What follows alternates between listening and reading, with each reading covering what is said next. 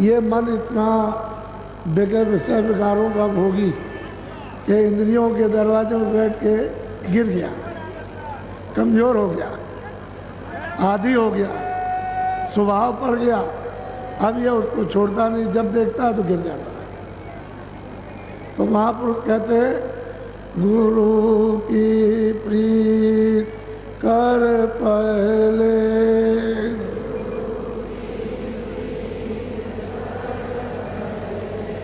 बहुर घट सब को सुनना।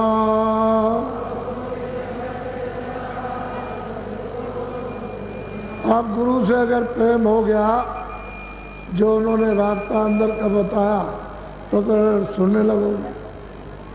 प्रेम से सब संबंध ये झूठे इंद्रियों के ये कट जाते हैं, टूट जाते हैं, और मन सूरत का साथ देता, चित्त और बुद्धि भी काम आ जाती है, और फिर उसके बाद शब्द सुनने लगता है।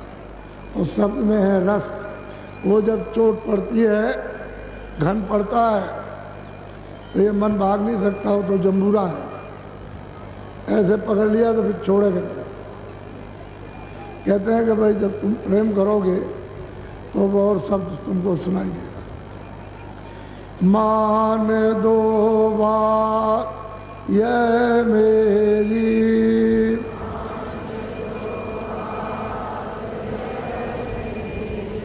करे मत और पूछे जतना,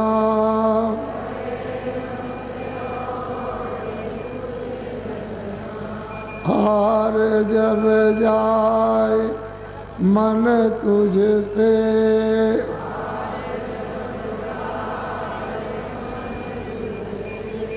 चढ़ा दे तो को गंगना।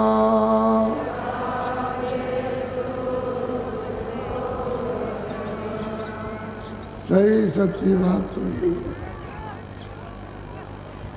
कि अगर हम इतना निकट पहुंच करके और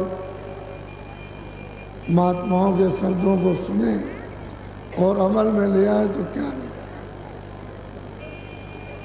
सूरज चढ़ती है, अरे भाई हमको भी तो अचानक पहुंच गए उनके पास में, कुछ जानते नहीं, कुछ बूझते नहीं, कुछ समझते नहीं, न रास्ता समझते, न ईश्वर के संबंध में, न कर्म के संबंध में, न धर्म के संबंध में, न सत्य के संबंध में, कुछ नहीं जानते, कुछ नहीं, बिल्कुल ऐसे साफ अंधेरा। लेकिन उन्होंने बैठाल बैठाल के और कहा ये करो, ये करो, ये करो, ये करो। दया हो गई, कृपा हो गई, अतिशय रगड़ करे जो कोई, अनल प्रगट चंदन से, रगड़ से सबका। प्रीत प्रतीत प्रेम बहुत बड़ी चीज़ है, सब बन जाता है। सूरत को चढ़ने में बहुत आसानी, सुलभ हो जाती है। ये परेशानी फिर नहीं, क्यों कि इंद्रियां खींचती नहीं है, मन उस पर बैठ करके कुछ दौड़ नहीं पाता है, अपंग हो जाता है, और आसानी से सूरत चढ़ जाती है सबकी धार में। तब ऊपर चढ़ करके देखती है कि ये कितने बड़े बड़े मैदान, और मैदानों में कितनी अद्भुत रचना, और उसका वहाँ का आनंद विलास और सुंदरता, वहाँ की ठंडक किस तरह की है। तब पता चलता है कि इस संसार में कुछ नहीं, यहाँ गलीज और खुला कचरा और सब यही, यहाँ कुछ है ही नहीं। तब मालूम होता है साधक को, ऐसे क्या पता चलेगा। इसलिए आप ये गुरु महाराज बताया करते थे, उनके बहुत से गुरु महाराज के पद हैं जो कभी कभी मौज में नदी के किनारे बैठ जाए तो कुल्ली करे। पूछा क्या महाराज इतनी देर तक कुल्ली करते रहे, तो कहने लगे कि कोई बात नहीं है, जल में बहुत से जीव रहते हैं, ये भी मनुष्य शरीर पाने के अधिकारी हो जाएंगे। यानी महात्मा इस तरह की दया करते रहते हैं। बहुत सी पृथ्वी पर चींटियाँ चलती हैं तो तेजी के साथ, उन्हीं चींटियों पे चले जा रहे हैं। तो ये सोचा गया कि भाई महाराज जी तो बहुत दया का वर्णन करते हैं, देखिए चींटी मरती कि नहीं मरती, एक भी चींटी को कहीं कुछ नहीं। और उसी के ऊपर में जूता, यानी उसकी चरणदासी पड़ रही, वो देखा गया तो कहीं कुछ नहीं।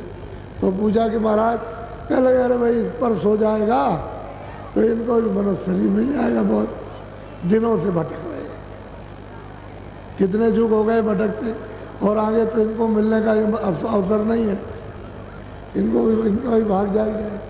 मनुष्य शरीर मिल जाए फिर कर सकते हैं, करेंगे नहीं कर सकते हैं तो नहीं करेंगे, लेकिन इनका भाग तो मानव शरीर पाने का जाग जाएगा।